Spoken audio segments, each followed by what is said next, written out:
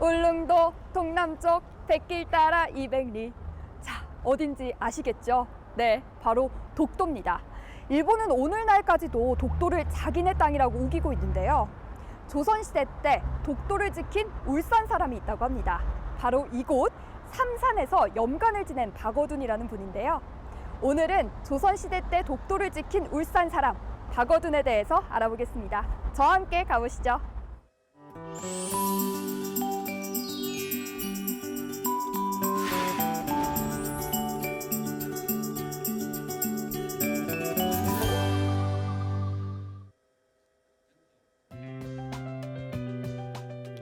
온산 석유화학공단 사이로 보이는 초록빛 섬. 겨울 동백이 아름답다는 섬, 목도입니다.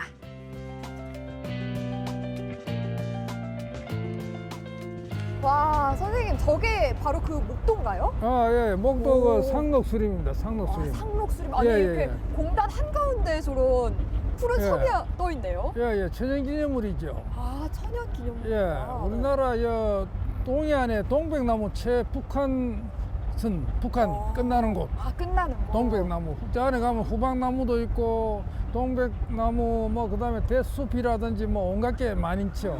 그러니까 이제 이 70년대 공장 세우고 난 다음에 완전히 이제 그러니까 이 상점백회가 됐죠. 원래는 여기 큰 어촌 마을이 우리나라에서 가장 큰 어촌 마을일 겁니다. 불과 50여 년 전 이곳은 규모가 제법 큰 목도 포구였습니다. 선창가에는 어선들이 가득하고 수많은 어부들이 살고 있었는데요. 조선시대 유명한 한 어부도 이곳에 살았습니다. 여기 온 거는 이제 우리 박어둔이 때문에. 박어둔? 예, 우리 어떤 박어둔, 분이시죠? 안녕복 이런 분 있잖아요. 네. 독도를 지킨 네. 분들. 근데 여긴 독도가 아닌데 네. 독도 지킴이 분들이 네. 왜 지금 여기서 그러니까 이야기를 하죠? 그분들이 여 살았어요. 살고. 그러니까 박어둔이 살던 집이 이제 옛날 호적을 보면 그분이 16통 5반에 살아. 16통 5반. 이 동네. 예. 그런 기록이 있거든요. 또 안녕복이라는 분 있잖아요. 네네. 그분도 원래 광주안시인데 그분이 이제 부산 동네에 이제 살았다고 하지만 그분이 어머니가 여기 살았거든. 바로 요 뒤에 살았어요. 독도를 지킨 울산의 어부 박어둔. 박어둔이 독도에 간 것은 필연적인 이유가 있었습니다. 왜 독도에 갔는지 궁금하지 않나요? 1693년에 그 배를 타고 울릉도로 갔잖아요. 네. 울릉도를 찍히는데 그분이 그때 출발한 곳이 바로 여기입니다. 아, 그래서- 울릉도로 가는 배가 출발한 곳이 바로 이곳. 예. 여기서 바로 가도 한나절 만에 간다 그래요. 왜냐면 구로시오가 흐르기 때문에 저쪽 나가면 이제 흑조, 구로시오 해류가 굉장히 빠른 게 가거든요. 그것만 배를 얹으면 울릉도로 한나절을 하루 만에 가요. 와, 근데 고기 잡으려면 여기도 아까 엄청 풍부했다고 하잖아요. 예. 근데 왜 울릉도까지 갔어요? 그걸 왜냐니까 전복 때문에 전복. 전복. 전복은 여기 별로 없어요. 아. 전복이 많이 나는 데가 이제 울릉도였거든요. 그 다음에 이제 돌미역 있잖아요. 미역도 그거 네. 많이 나고. 그 다음에 그쪽에 주로 이제 그런 걸 잡으러 갔어요. 가서 이제 그쪽에 바다 밑에 깔린 게 전복이니까. 조선시대에 출입이 금지된 독도. 울산에서 독도로 흐르는 해류를 이용하면 지척의 거리였는데요. 울산의 어부들은 전복을 따기 위해 몰래 숨어들었습니다. 그 조선시대에도 어획을 채취하러 이렇게 울릉도로 많이 갔었나 봐요. 울릉도를 함부로는 못 갔어요. 왜냐하면 가면 이제 사형, 몰래 들어가면 일제라 그래서 사형을 시킨다고 그래가지고 울릉도가 비어 있었거든. 공도화되어 있다. 아무도 안 살았어요. 살면 이제 반란을 일으킨다고 기지된다고 그래서 못 들어가게 했는데 그러니까 이제 대시지만 이제 하도 자원이 없으니까 전복이 없으니까 그리 들어간 거죠. 1690년부터 들어갔다 그래요. 그래 그 당시에 들어갈 때는 이제 이래 선단을 이루고 갔다고 그러죠. 그래서 이제 그 당시 간 거 보면 울산배가 제일 먼저 가고 그 뒤에 이제 가덕도배 20명이 탄 가덕도배가 따라오고 또 순천배가 들어와 순천. 그러니까 전라도 순천배까지 들어와서 세 척이 들어갔다고 그래. 울산배까지. 그래서 이제 그 당시에 이 세 척을 다 이제 그러니까 끌고 인도에 간 사람이 박어둔이었어요. 박어둔이가. 선단을 잃어 만선의 부푼 꿈을 안고 몰래 숨어든 독도. 그곳엔 이미 일본 어부들이 차지하고 있었습니다. 그 일본 사람들이 1620년경부터 거의 70년간 계속 그 매년 그 작업을 해왔거든요. 자기들 울릉도 이제 그 자기 땅이라고 이 어부들이 막 가보니까 일본 사람이 작업하잖아요. 이게 우리 땅인데.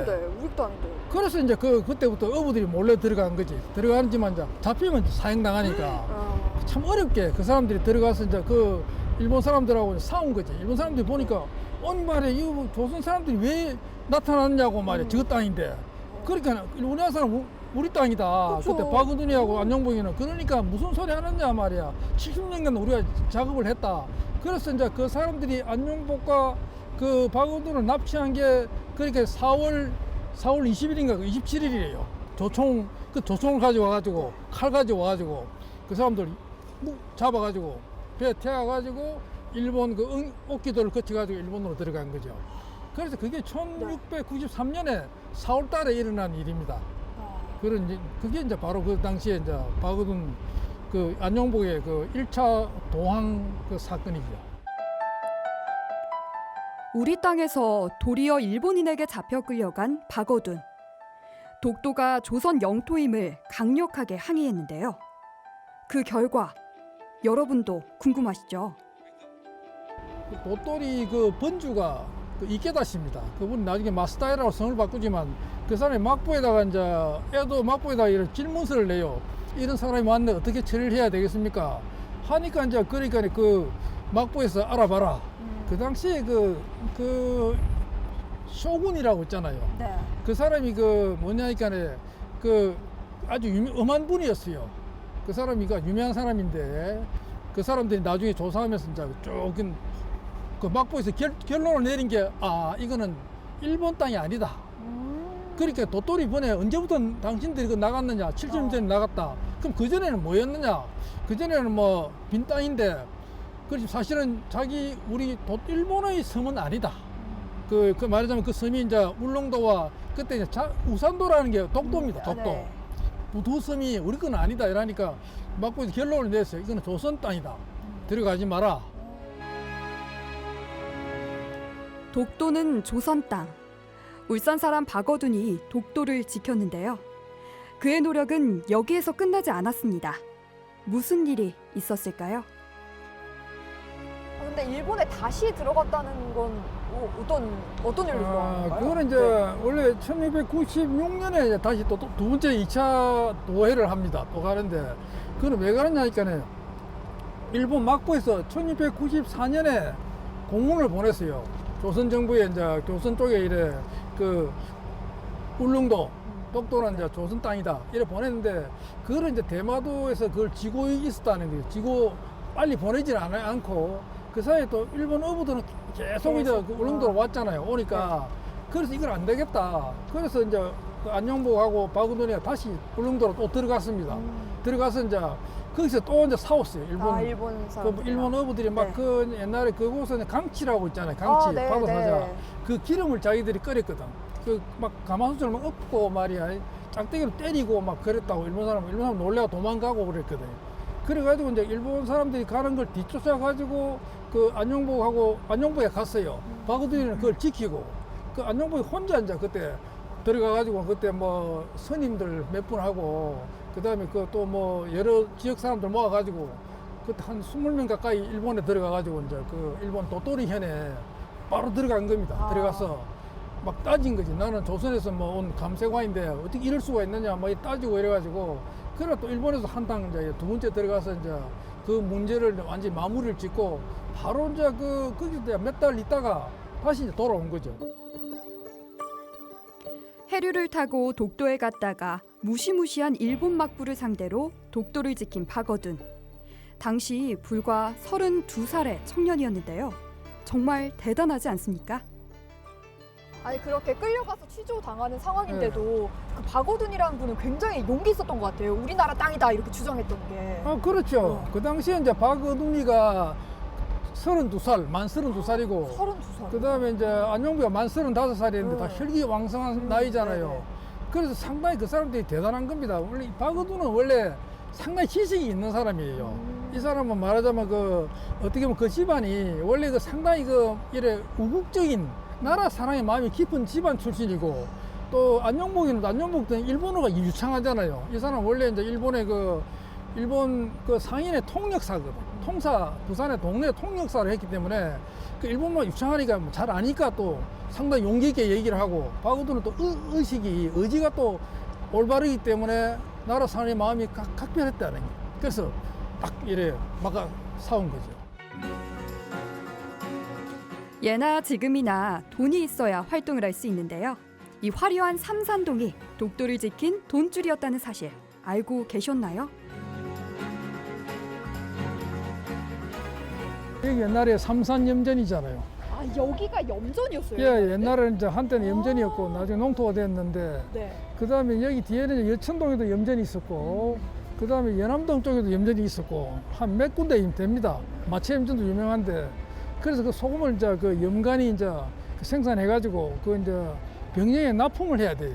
왜냐하면 병영에서 국가가 쓰는 소금을 이제 이렇게 징수를 받기 때문에 그걸 내고 난 다음에 남는 건 자기가 팔아요. 그래서 염간들은 부자입니다, 부자. 박어두니가 염전이었잖아요. 네. 배를 타고 나가면 그 살을 한 6개월, 7개월째 살을 그 넣어 갑니다. 곡식을. 그래 특히 이제 그 당시에 이제 그 2차 울산 도회를 할 때 그 박어두니가 그 안용복 장군의 그 배에다가 그러니까 곡식을 뭐 엄청 많이 실어줬어요. 그 사람이 박어두니가 말하자면 이제 독도를 지켰다는 거는 그 사람이 그 남다른 의지를 가지고 의식을 가지고 또 의지와 또 재화가 있잖아요. 재산이 있으니까 그 재산으로 배를 운영을 했어요. 배를 그 수군 마을에서 자기가 배를 아마 여러 척을 가지고 있었던가 봐요. 그 다음에 그 이제 뭐 살도 사가지고 이걸로 나라에 좋은 일을 한번 해보자. 이 나라를 돕는 그런 의지를 가지고 이제 그때 마침 울릉도가 외인이 들어왔다니까 내 쫓아야 되겠다. 그래서 그 이제 자기 재산을 가지고 박어두는 울산의 어부이자 염간이었는데요. 독도를 지키기 위해 기꺼이 자신의 재산을 내놓았습니다. 대단하죠. 독도에 대해서 우리가 이래 역사를 하나 네. 좀 알아둘 필요가 있는 게 네. 이게 좀 중요한 겁니다. 여기 보면 그 우리 박어둔과 독도 그런 내용인데 여기 네. 보면 그 너희 송도 독도는 우리 우산도다. 이게 유명 일본 사람한테 한 말입니다. 그래 독도 일본에서 송도라 그랬거든. 마츠시마라 그러니까요. 네. 그게 우리 우산도다. 그래서 이제 막부의 도해 금지령이 내린 거죠. 요 내렸죠. 네. 그래 그 뒤에 이제 그 우리가 개항기 1876년 이후에 쭉 보면 계속 일본이 이제 독도는 한국 땅이다. 아. 울릉도는 한국 땅이다. 조선 땅이다. 조선 땅이다. 인정을 쭉 해줬습니다. 일본인들이 이 문서 내용을 보았으면 합니다. 울산 사람 박어둔이 지킨 독도는 한국 땅입니다. 참 대단한 일을 한 울산의 조상님입니다. 그럼 박어두는 우리 역사에 어떤 의미가 있을까요? 굉장히 중요한 의미가 있죠. 울산 출신이니까 좀 박어둔에서 좀 더 인지해가지고 우리 땅 독도를 지키는 의지를 좀 더 보여야 되겠다 이런 생각을 해봅니다. 온산공단 한가운데 자리한 목도. 독도 지킴이들이 출발한 역사적 공간인데요. 독도만큼이나 울산의 목도 소중히 지켜야 합니다.